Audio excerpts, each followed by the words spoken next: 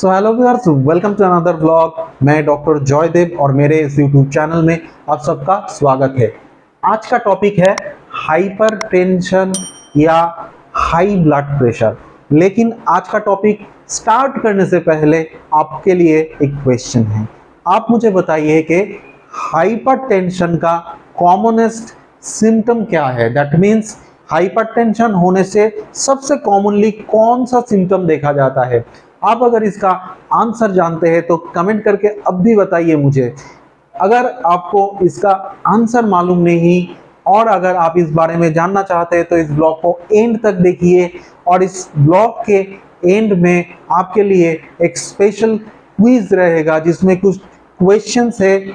आप में से जो भी सबसे ज़्यादा क्वेश्चन का करेक्ट आंसर कर पाएंगे उनके लिए भी एक स्पेशल गिफ्ट रहेगा। सो ये ब्लॉग को गौर से देखते रहिए, क्योंकि अगर इस ब्लॉग को आपने ठीक से देखा तो हो सकता है कि उनमें से कुछ आंसर्स आपको ऐसे ही आ जाएगा। तो चलिए आज का जो टॉपिक है शुरू करते हैं। So what is blood pressure. पहले जानते हैं कि ब्लड प्रेशर क्या है और आज का जो टॉपिक होगा ये इन पॉइंट्स के ऊपर। सो क्या क्या मैं कवर करने वाला हूँ। What is blood pressure, what is hypertension, what is primary hypertension, secondary hypertension क्या है, हाइपरटेंशन का रिस्क फैक्टर्स क्या क्या है, हाइपरटेंसिव क्राइसिस क्या है, हाइपरटेंसिव इमरजेंसी क्या है, हाइपरटेंशन का कॉमन सिम्टम्स क्या क्या है और थोड़ा बहुत इसके ट्रीटमेंट के बारे में भी बात करेंगे आज के इस ब्लॉग में। सो ब्लड प्रेशर क्या है। ब्लड जब किसी भी वेसल के अंदर से फ्लो करता है उस टाइम वो जो वेसल का वॉल है उसके ऊपर ब्लड जो फोर्स क्रिएट करता है उसे ही ब्लड प्रेशर बोला जाता है। कैसे लिखते हैं इसे, ऐसे लिखते हैं 120/80 मिलीमीटर ऑफ मर्करी, ये है नॉर्मल ब्लड प्रेशर।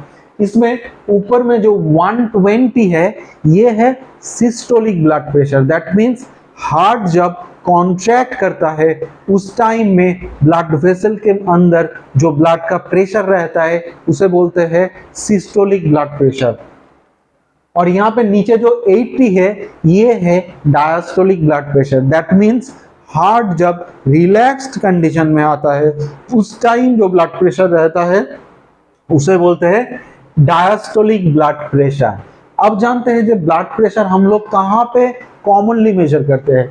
हाथ के ऊपर पोर्शन में यहाँ पे हम लोग बीपी मशीन का एक कफ है जिसे ऐसे रैप कर लेते हैं। इसके बाद हम लोग इसका प्रेशर मेजर करते हैं। कौन से आर्टरी से प्रेशर मेजर करते हैं, यहाँ पे जो ब्रेकियल आर्टरी है उससे हम लोग कॉमनली ब्लड प्रेशर मेजर करते हैं। अब जानना चाहिए कि ब्लड प्रेशर कितना हुआ तो हम उसे हाइपरटेंशन या फिर हाई ब्लड प्रेशर बोलेंगे।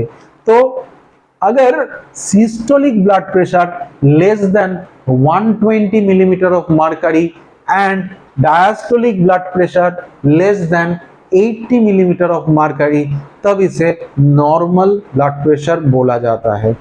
अगर 120 से 129 millimetre of mercury systolic blood pressure और less than 80 diastolic blood pressure हुआ तो उसे बोलते हैं एलिवेटेड ब्लड प्रेशर। नेक्स्ट है 130 to 139 millimetre of mercury systolic pressure and 80 to 89 millimetre of mercury diastolic pressure. तो ये हो गया स्टेज 1 हाइपरटेंशन। अगर 140 या उससे ज्यादा सिस्टोलिक प्रेशर और 90 या उससे ज्यादा डायस्टोलिक प्रेशर रहा तो उसे स्टेज 2 हाइपरटेंशन बोला जाता है। लेकिन प्रेशर इससे भी ज्यादा हो सकता है। जब systolic pressure more than 180 millimetre of mercury और diastolic blood pressure more than 120 millimetre of mercury, तब इसे हाइपरटेंसिव क्राइसिस बोला जाता है, जो एक इमरजेंसी है जिसे बहुत ही प्रॉम्प्टली मैनेज करना है। इसका भी दो टाइप है, एक है हाइपरटेंसिव अर्जेंसी और दूसरा है हाइपरटेंसिव इमरजेंसी। हाइपरटेंसिव अर्जेंसी में एंड ऑर्गन डैमेज नहीं होता और हाइपरटेंसिव इमरजेंसी जो है उसमें एंड ऑर्गन डैमेज होता है। एंड ऑर्गन कौन सा है? कोई भी वाइटल ऑर्गन जैसे ब्रेन, हार्ट, लंग, लिवर, ये सब इंपॉर्टेंट ऑर्गन में कुछ डैमेज हुआ हाइपरटेंशन की वजह से, तब उसे हाइपरटेंसिव इमरजेंसी बोला जाता है। अगर कुछ डैमेज नहीं हुआ तो उसे हाइपरटेंसिव अर्जेंसी बोला जाता है। तो अब जानते हैं कि प्राइमरी हाइपरटेंशन किसे बोला जाता है। प्राइमरी हाइपरटेंशन हम लोग तब बोलते हैं जब हाइपरटेंशन के पीछे कुछ स्पेसिफिक रीजन नहीं मिलते हैं, और कॉमनली यही होता है कि हाइपरटेंशन के पीछे कुछ स्पेसिफिक रीजन नहीं मिलता, तब उसे प्राइमरी हाइपरटेंशन बोला जाता है। लेकिन उसके पीछे कुछ रिस्क फैक्टर्स रह सकता है, जैसे कि ओल्ड एज।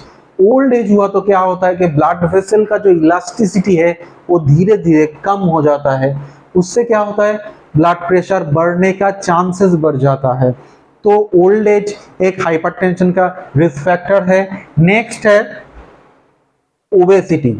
ओबेसिटी जिसमें ओबेसिटी है उसमें देखा गया है कि ब्लड प्रेशर ज्यादा होने का चांसेस है। सो ओबेसिटी भी एक हाइपरटेंशन का रिस्क फैक्टर है। नेक्स्ट है हाई सॉल्ट इनटेक। जो खाने के साथ बहुत ज्यादा नमक या सॉल्ट लेते हैं उनमें भी हाइपरटेंशन डेवलप करने का चांसेस ज्यादा है। नेक्स्ट है सीडेंटरी लाइफस्टाइल। सीडेंटरी लाइफस्टाइल क्या है?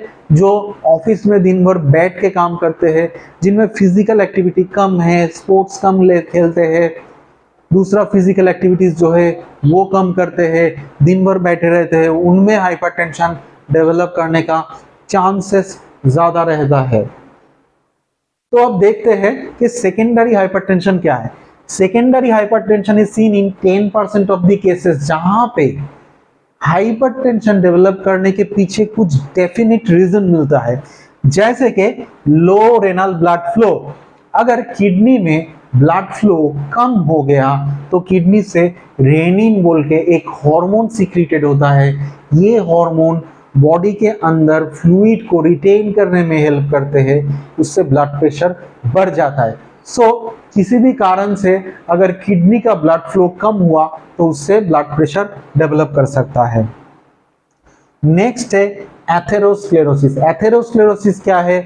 ब्लड वेसल के अंदर अगर लिपिड, ट्राइग्लिसराइड, फैट ये सब जम जाता है तो क्या होता है? वहां पे इन्फ्लामेशन होता है, डैमेज होता है, और ब्लड वेसल का जो नॉर्मल जो इलास्टिक प्रॉपर्टी है वो भी कम हो जाता है। उससे क्या होता है? ब्लड प्रेशर डेवलप करने का चांसेस बढ़ जाता है। नेक्स्ट है फाइब्रोमास्कुलर डिस्प्लासिया। ये एक ऐसा कंडीशन है जिसमें भी हाइपरटेंशन डेवलप करने का चांसेस है। और लास्ट है एड्रेनल ट्यूमर। एड्रेनल एक ऐसा ग्लैंड है जो किडनी के जस्ट ऊपर में ही रहता है। इसमें एक बहुत इंपॉर्टेंट हार्मोन है जो है एल्डोस्टेरॉन। ये एल्डोस्टेरॉन भी बॉडी में वाटर रिटेन करने में हेल्प करते हैं। सो ये जो एड्रेनल ग्लैंड उसका अगर कुछ ट्यूमर हुआ, उससे ज्यादा अमाउंट में ये एल्डोस्टेरॉन हार्मोन अगर प्रोड्यूस होने लगा तो उससे क्या होता है? बाद में बॉडी में वाटर रिटेंशन होगा और उससे बाद में हाइपरटेंशन डेवलप करने का चांसेस रहता है। अब आते हैं हाइपरटेंशन का सिम्टम्स क्या क्या है। सबसे इंटरेस्टिंग यही है कि most of the times hypertension का कुछ भी सिम्टम नहीं रहता। That means hypertension is usually diagnosed bye routine checkup. कोई किसी दूसरी कारण से डॉक्टर के पास गए, चेकअप करवाने गए, हेल्थ चेकअप हुआ, या फिर दूसरा किसी रीजन से गए और चेकअप करने के टाइम में मालूम पड़ा कि उनका ब्लड प्रेशर ज्यादा है। So most of the times hypertension का कुछ स्पेसिफिक सिम्टम्स नहीं रहता है। लेकिन अगर हाइपरटेंशन किसी सेकेंडरी कॉज से हुआ तो वो जो कॉज है उसके रिलेटेड सिम्टम्स रह सकता है। जब हाइपरटेंसिव इमरजेंसी होता है तो उस टाइम कुछ सिम्टम्स रहता है यूजुअली, जैसे कंफ्यूजन हो सकता है, chest pain, drowsiness, breathlessness, that means सांस लेने में तकलीफ, ऐसा कुछ सिम्टम्स हो सकता है। अब ये जो ट्रीटमेंट है इसका, इसके ऊपर एक सेपरेट व्लॉग होना चाहिए, लेकिन अभी शॉर्ट में थोड़ा जान लेते हैं। इसका दो पार्ट है, एक है लाइफस्टाइल मॉडिफिकेशन और लाइफस्टाइल चेंजेस, और दूसरा है anti hypertensive medication. Lifestyle modification में क्या है, डाइट, एक्सरसाइज और स्ट्रेस रिडक्शन, और एंटी हाइपरटेंसिव मेडिकेशंस में बहुत सारा मेडिकेशंस है, उसके बारे में एक सेपरेट ब्लॉग में डिस्कस करने वाला हूं। लेकिन अभी है सबसे इंटरेस्टिंग पार्ट, वो है आज का क्विज। तो देखते हैं कौन ये क्विज में सबसे ज्यादा करेक्ट आंसर कर पाता है। जो भी सबसे ज्यादा करेक्ट आंसर कर पाएंगे उनके लिए एक स्पेशल गिफ्ट रहेगा। तो आज का जो क्विज है उसे स्टार्ट करते हैं। तो आज के क्विज का फर्स्ट क्वेश्चन, क्वेश्चन नंबर 1, तो ये है stage 2 hypertension means, that means कब स्टेज 2 हाइपरटेंशन बोलना है। Option A more than 140/90, option B more than 130/90, option C more than 120/80, option D more than 130/80। जो भी आंसर हो, आप पहले क्वेश्चन का नंबर लिखिए 1 या 2, देन जो करेक्ट आंसर है, करेक्ट ऑप्शन है ए, बी, सी या डी, उसे आप लिखिए, कमेंट सेक्शन में लिखिए। या फिर आप एक बार 4 क्वेश्चन देख लीजिए, चारों का ही आंसर एक सिंगल कमेंट में आप कर सकते हैं, जहां पे पहले आप क्वेश्चन का नंबर लिखिए और उसके पास में लिखिए जो करेक्ट ऑप्शन है उसका नंबर, ए, बी, सी या डी। तो नेक्स्ट क्वेश्चन में आते हैं। नेक्स्ट क्वेश्चन है excess intake of which substance causes hypertension. कौन सा ऐसा सब्सटेंस है जो ज्यादा लेने से हाइपरटेंशन होने का चांसेस है। Option A is water, option B is salt, option C is sugar and option D is carbohydrate. So कौन सा ऐसा सब्सटेंस है जिसे लेने पे हाइपरटेंशन हो सकता है। Option A is water, option B is salt, option 3 is sugar and option 4 is carbohydrate. Now question number 3, what is the most common symptom of hypertension? So पहला वाला क्वेश्चन, हाइपरटेंशन का कॉमन सिम्टम क्या है। Option A है palpitation, option B है confusion, option C है drowsiness and option D है no symptom. So most common symptom of hypertension is option A palpitation, option B confusion, option C drowsiness या फिर option D no symptom. अब आते हैं fourth question पे। Fourth question है blood pressure is measured commonly at which artery. आप अगर ये ब्लॉग ठीक से देखिएगा तो ये सब क्वेश्चन का आंसर आपको बहुत ही इजीली आ जाएगा, और जल्दी जल्दी कमेंट करके बताइए। So question number 4 is blood pressure is measured eight which artery. Option A is radial artery, option B is brachial artery, option C is popliteal artery and option D is femoral artery. So which one is the correct option? So आप पहले comment section में question का number लिखिए और उसके पास में जो correct जो आंसर है उसका जस्ट आप नंबर लिखिए, जैसे A, B, C या D, कौन सा ऑप्शन करेक्ट है जस्ट उसे लिखिए। कमेंट करके मुझे जल्दी जल्दी भेज दीजिए। वीडियो कैसा लगा एक कमेंट करके बताइए। वीडियो अच्छा लगा तो नीचे का जो लाइक बटन है उसे दबाना मत भूलिए। चैनल में नए हैं तो चैनल का जो सब्सक्राइब बटन है लाल कलर का उसे प्रेस करके चैनल को सब्सक्राइब कीजिए, और उसके पास में जो बेल आइकन है उसे भी प्रेस कर लीजिए, क्योंकि जब भी मैं ऐसा नया वीडियो लेके आऊँगा उसका नोटिफिकेशन आपके पास इंस्टेंटली पहुँच जाएगा। और इस रिलेटेड आपका कुछ क्वेश्चन है तो कमेंट करके मुझे बताइए। मैं नेक्स्ट ब्लॉग में कोशिश करूंगा कि आपका जो क्वेश्चन है उसका आंसर करने के लिए। Till then take care and stay fit, be healthy. Thank you.